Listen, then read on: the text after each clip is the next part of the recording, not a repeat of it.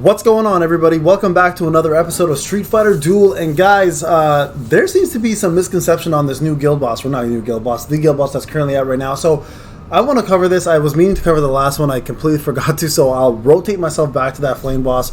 But this spider boss seems to be putting everybody into a little bit of a funk in terms of damage. So I want to talk about what you guys might be missing out on and why this boss requires you to set up a certain formation and set up rotation in order to get the most maximum damage out for yourself and your team.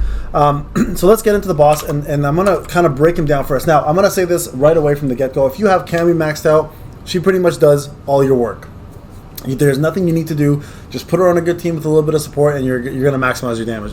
Everyone will in this case. If you don't have Cammy, there's two other units here. As you can see here, I'm only ranked 29, so I've been playing around because the higher floor you go in this, the harder the boss hits, the more damage it does. But I want to explain to you guys why some of you are even performing worse than you used to before. But just a real quick reminder, as I mentioned, if you have Cammy, Cammy will do everything, and I'll explain to you guys shortly why that's the case. As you can see, everybody who has top 20, I believe, is using Cammy. Cammy, and there's a reason behind it. I'm going to explain to you guys why. And the reason why I've held off on Cammy, again, you guys know I'm waiting for Akuma to come out, and then I'll decide who I want. But you guys can see here, Cammy is pretty much the most, and Fashion Blank actually is the other one, that is going to be the most damage dealing unit for this fight. The reason why those two are the most damage dealing units, the reason why I have not put out the most amount of damage just because I don't have Fashion Blanket leveled up yet, because I'm again waiting for Akuma, and also I'm rolled on Cammy yet because again waiting for Akuma. But the strategy here, guys, that a lot of you guys are missing out on, it's very important, and there's two tricks to this. So I'm going to show you guys the in-game trick, and I'm going to talk to you guys about the actual strategy trick.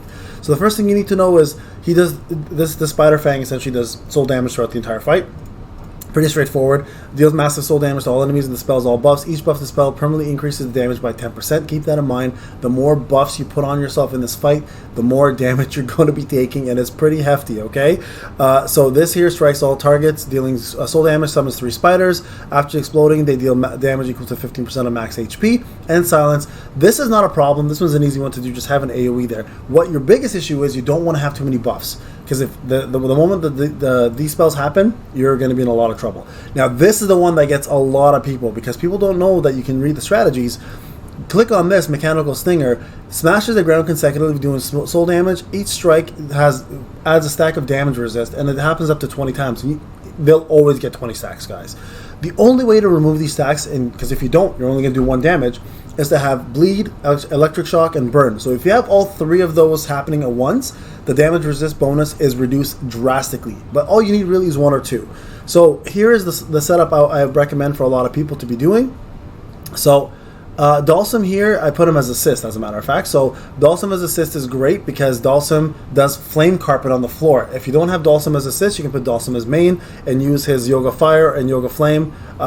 Either way, that works, right? Another great, really good unit that a lot of people obviously have is free to play, but don't know how that the C1 does this is Bzangief. Bzangief's combo 1 actually does a bleed. So by stacking that bleed on there on the opponent, you reduce that as well too, pretty drastically, right? Sea Viper is another really good one. Fei Long works really well here. For shock, anyone like OG Blanca, Fashion Blanca as well is really good for flame, so you can use that. So a couple units right there. Now for shock, Cammy does all the work because all of her attacks pretty much add shock to it, and she's so fast at attacking, does so many multiple attacks that pretty much that move becomes irrelevant, right? So other units you can use is lightning. Sorry, with shock is Combat Guile. You can use regular poison, which I don't really recommend for this fight. You can use, Armor Break works pretty well, but it's not a shock, right? Regular Guile is really good for this because of the shock damage, and the new poison will really help you maximize your damage. Now, again, the big problem here, guys, is buffs, right? So someone like Rose, etc., is going to cause a lot of damage. Now, here's a little trick. Here's a little trick I want to show you when you're doing this boss. If the boss is killing you right after the 3 spiders pop, it's because you're going in too hard in the beginning. What you want to do, guys, I'm going to just quickly show you how this works for survivability. So I'll show you the normal way to do it, and you'll see what I'm talking about in a sec. Okay, so here, watch me just gain my buffs. Let me just do all the damage that I normally do. Right? Let's do this real quick. I'm going to do this on fast mode, but watch my health drop after the spiders pop. Okay, and I kill them. Watch my health go down drastically. All right, so just watch. So you see, I have a lot of buffs going right now, like more than enough buffs happening, and this might be a part of the issue here. So watch. watch my health just drop. Look at that, just killing everybody on my team, right? So this, and then now look, the 20 stacks here, not going down because I don't have flame going, right? Because my gun is dead and Dawson is not popping. So I'm going to show you guys real quick what the difference is here. See, look, it's just going to stay at 20. My guys are going to die very soon, so don't worry about it. But if you had, and I'll show you with the flame damage how different it is. Here's what you want to do on this fight, okay, guys? Let the spiders pop. Like, look at this, 33 million, nothing. Let the spiders pop, and then go in on damage. And the reason behind that, and I'll show you in a second why that matters, okay? You can even take Hot Potato out here and put in Ken for burn, okay? Like that would actually probably help you guys quite a bit in terms of reducing some of that extra damage. But watch this, okay? This time I'm not going to put auto. I'm going to take auto off. Okay, I'm going to put manual. And we're just going to use our EX moves for now. No buffs, okay? No buffs. Watch, no buffs at all. Let's just do user EX moves. Let the spiders pop because now you're not getting any buffs, so the permanent damage on this boss will not increase, and you're still getting your gauge up here, right? So watch now. Watch what happens here, okay? Let this go through. Okay, watch this, watch this, watch this. Now look, see, it didn't kill me that time. Now watch when he pops the defense. Look at the defense just gets shredded right up there. See that? Just getting shredded because of the flame. So that's the trick here, guys. You guys want to let the boss summon the spiders.